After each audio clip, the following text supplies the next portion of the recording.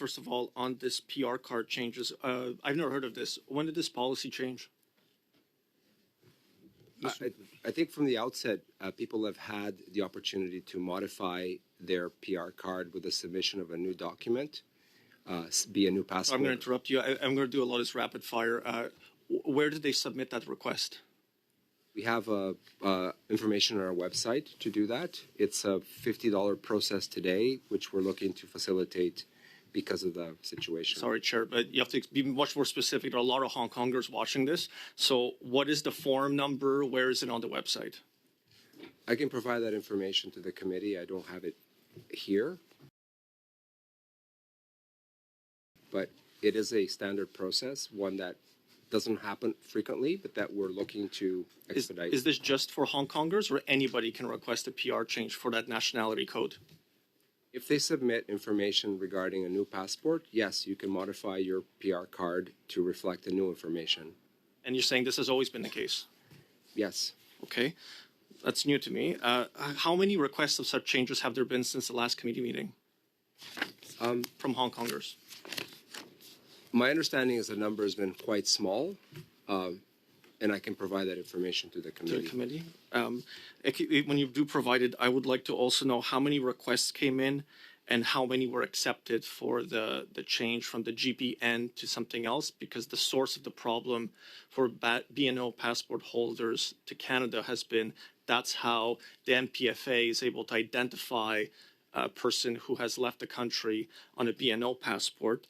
And you're saying this has always been the case. So fine, but we would like the information for the entire committee so then we can post it online, including the form, the precise form that is needed and where must it be sent, including an email contact information and a phone number. So the Hong Kongers who are coming to see MP Kwan, my office, and all of our offices stop doing that and go to see your department, because your department's inability to fulfill the requirements on time is causing all of them to inundate our offices with problems. I've gotten the same sheets that MP Kwan has of individual cases where they've been refused the renewals. You said during your introduction as well that a person has implied status. Is that implied status until the application is considered for PR? Yes. Yes, an application submitted, the maintained status is retained until a decision. So I have two letters here, two Hong Kongers, who says their implied status will expire 5 months after they apply. So this, I'm going to finish now. So it says here, please attach this letter to your present work permit number, and it's obviously a filled-in form, as proof that you're authorized to continue working under the same conditions as your original work permit until December 25th, 2024. Big Merry Christmas to them, I guess. And I have one here that was issued July 26th, and it says their temporary status will expire, and it says January 22nd, 2025. Based on your own testimony today, you've basically said that none of these people will get it within 5 months.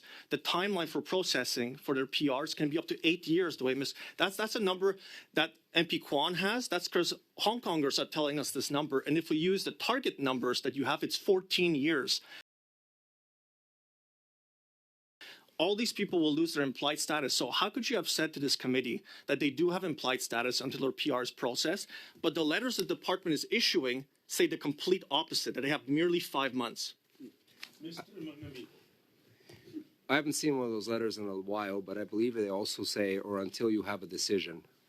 The faster of the two or something. Whichever is first. That Exactly. means January 22nd, 2025 will come first if it's an 8-year timeline. That means December 25th, 2024, Merry Christmas to that person. It's an optician in my writing, and the husband will lose their jobs because they won't be allowed to work, whichever comes first. Their wait time is 8 years, according to the testimony we've heard here.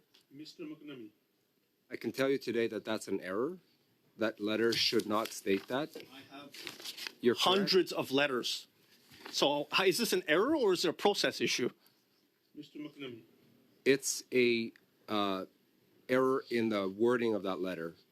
The regulations state that folks have maintained status until they receive a final decision on their application. Be it 1 year or 10, they have maintained status. That's the law.